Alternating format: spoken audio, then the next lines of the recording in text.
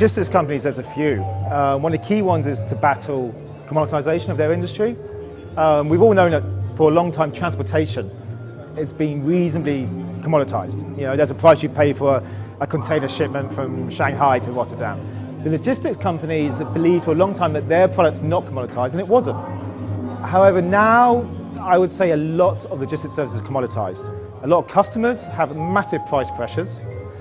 They've really tried to drive down anybody they can on price, so transportation, logistics, warehousing. And what's that meant is that people have had to compete more on price and price and price. And they're competing against each other on lower prices for, say, warehousing, logistics services, et cetera, And what also has happened is that a lot of companies are purchasing. The procurement departments are now much more involved in the procurement of logistics services. And it's a service. It could be 10 million a year, 100 million, even more. But sometimes I heard somebody, a guy I know called Adrian Gonzalez, who writes in the States, and he said you can't buy logistics services like you buy paperclips. And yet a lot of companies are. You know, they're doing reverse auctions, they're doing tenders, RFPs, and they don't really understand necessarily all the nuances of logistics services. And I think that's a big thing with logistics companies, is how do you battle that commoditization angle and still survive and thrive and not be a race to the bottom of price? That I would say is I know it takes a lot of things, but that's a major issue for logistics companies, I think, in Europe, in America, and around the world. Other stuff which is a big thing is the change, especially in retail. So now, no one could predict in the last 5 years how omni-channel retail, multi-channel retail, e-commerce retail, whatever you want to call it, has completely exploded. We knew it was there, it was happening, but it's just, the proliferation's amazing. I think John Lewis, a big UK department store, over 50% of their sales leading up to Christmas were done online, 50%. And that's a massive number, so it's only going to rise. Tesco results recently were, their sales were down 3%, online sales were still up 17%, 20%. So for logistics companies, having to, you know, fulfill their customers' demands, and so for customers it's like, we have to get this right. We have to know where our inventory is, we have to have visibility into our inventory, we have to deliver when the customer wants the product. So the logistics company has to provide all that, you know, and it's a lot, as we know, it's a lot more difficult to provide home delivery, workplace delivery than just delivering to a massive shed or a massive retail store. So I say for logistics companies that is really hard, especially with lower margins from the customers, procurement departments involved, the economy's still tough, and it's such a change, massive change. You can't just change a warehouse in 9 months, the size of it. And the customers aren't necessarily willing to front up the money needed for the technology now needed. And that's always been an argument. There's a technology gap from what the customer wants and what logistics companies provide. And the gap's always been there, and it's there because they can't agree who should actually pay for it. Who should do the upfront innovation costs? And whilst that's still there, that technology gap, which I'm now going to call it innovation gap, then there's going to be issues for logistics companies. Because the customer probably will be able to find somebody who will take a hit, take a punt, do a loss leader. But where does that leave actually a profitable logistics industry? There's opportunities, without a doubt, with this sort of disruptive innovation, but it's not going to be easy. And it's going to take some kahunas, so to speak, to do it. So I say there, in my mind, a couple of big issues the logistics industry are facing. Yeah, well, I think it goes back to two things. I think technology. So are you actually able to have the technology in place to know where your inventory is, to be able to have the communication channels open? I'm talking about IT or electronic communication channels open, that you are able to communicate what you need in real time or very close to real time to be able to get the service from logistics companies. Now, the technology does exist, and it's getting more and more affordable. You know, RFID at local base level, as you know, we've talked about that for 15 years, but now it's getting slightly cheaper. So that helps. The Internet of Things, you know, that's an amazing change.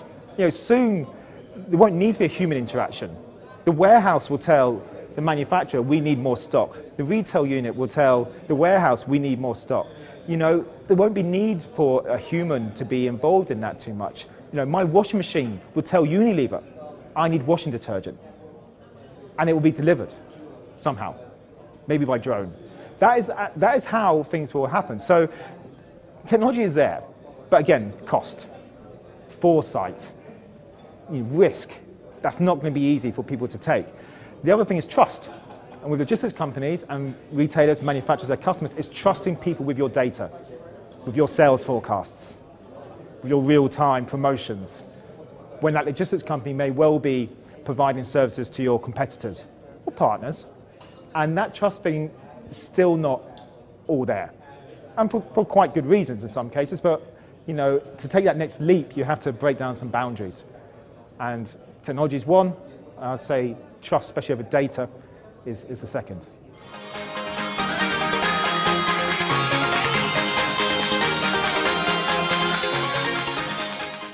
I think it has to go down to a more local level. Just take away the fact that a different country, or even in, let's say, the United States, a rural economy is completely different. How to serve, somebody on a farmstead in Iowa is completely different to serving somebody in a high-rise apartment block in Chicago. So there's always going to have to be that local level. Now, the big logistics players don't need to buy everybody and be able to provide it themselves. They're going to outsource. Anybody sitting at home for home delivery anyway, you get all sorts of different couriers and companies and people just with a car. So that's where the technology is the leveler again. Because the technology with these things now gives that ability to be able to host the technology anywhere.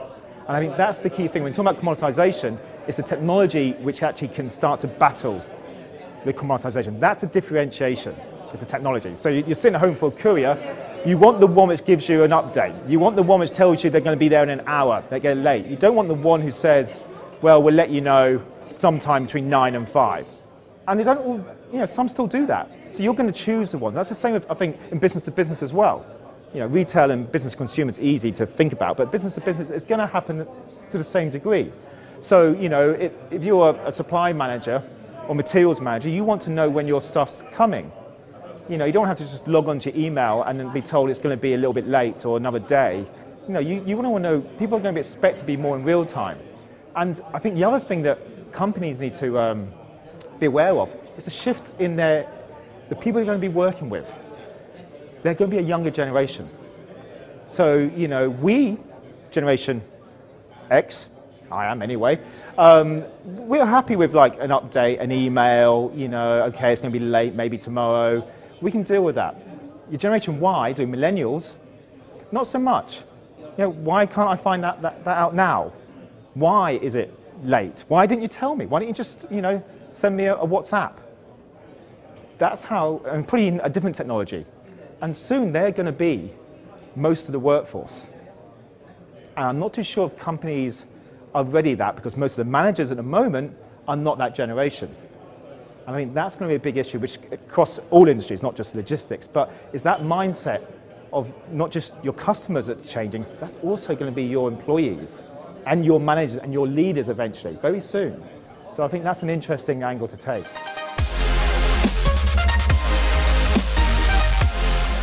Logistics industry, like a lot of old industries, completely reactive.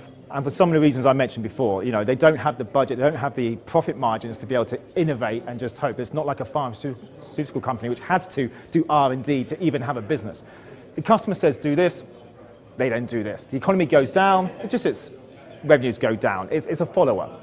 But there are disruptive influences coming in, disruptive innovations coming in massively. And events like the Quintiq World Tour, the Eyefortransport, the EFT events, which my company organise in Europe and America, they do help because they actually let people, especially senior management, open their eyes and ears for a day or two, away from the boardroom, the shareholders, what they want, employees, what they want, and just maybe get a little bit of realisation, drip by drip.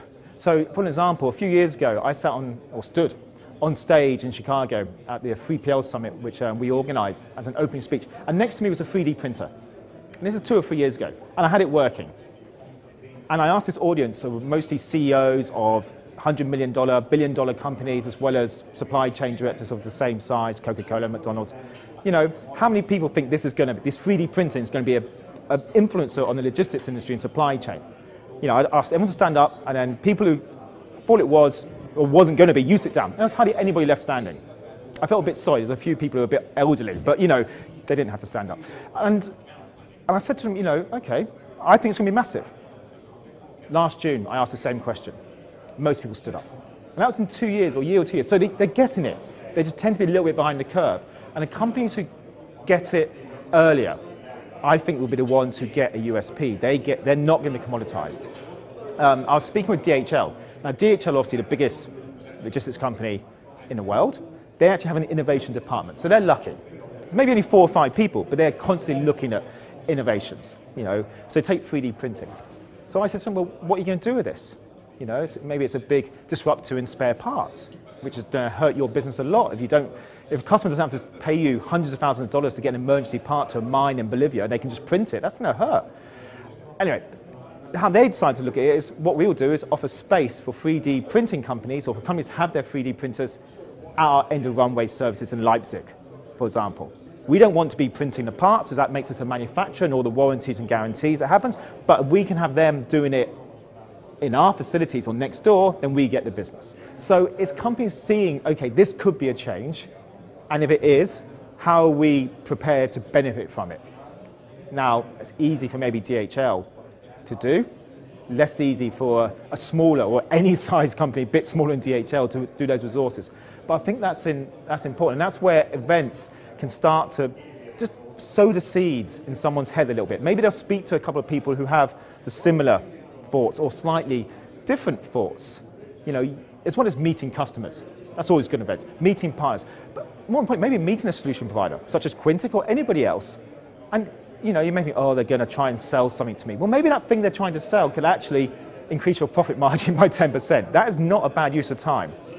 So, that face-to-face meeting, it's tougher now. They happen, you can't just disappear from the office for days on end. You don't go to Hawaii or the Caribbean for a meeting. You're more likely to be in Brussels, or Dallas. But there's a lot to be gained from them still. Just choose wisely, is what I would say when you're looking at where to spend your time. Yes, without a doubt, the higher you go up the bureaucracy or the hierarchy in companies, sometimes the less interesting nuances, tidbits of information you get. But on the flip side is, when you're listening to a C-level or CEO of a massive company, and they're not going to give you anything, a massive secret, but you can start to understand their thinking, where they position their company for growth. So recently we had a massive acquisition in logistics. XPO, which not many people in Europe will probably have heard of, bought Norbert Dentressangle. Now that's got lots of benefits. The number one being that we don't have to pronounce Norbert Dentressangle or try and spell it anymore, and there's a lot of very happy Americans about that. But that's a big shift. Now I know Brad Jacobs, CEO of XPO, quite well, and he's been talking at conferences about their strategy. Very open. We want to be one of the biggest 3 to 4 players in the world. So you're understanding, okay, that's one of my competitors, or maybe one of my suppliers. That's their strategy. Why is that? And at events, you don't have to talk about the real tiny granular information to understand that's their big plan. And you may hear from somebody else what their big plan is. When you're in a commoditized industry, or an industry which could be commoditized, I think that's very important to hear as many big plans as possible, as well as to hear on a more base level, this is how we're going to implement a certain type of software, or this is how we change our distribution center network. They're both useful, is what I would say.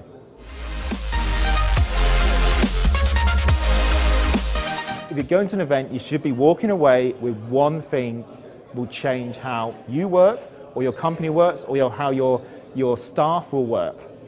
It can't just be airy ideas, nor should there really be 100 different things you're going to implement, because that means you're probably all over the place. But if you can get one thing, it could be a conversation over coffee. It could be, say, you meet a supplier who now could use an IT supplier or consultant, or it could be a customer you meet who say, why don't you do this? Or it could be one big idea, one understanding. And I think if people have that in their mindset, I'm looking to get one really useful piece of information, then they'll probably find they've had a successful day.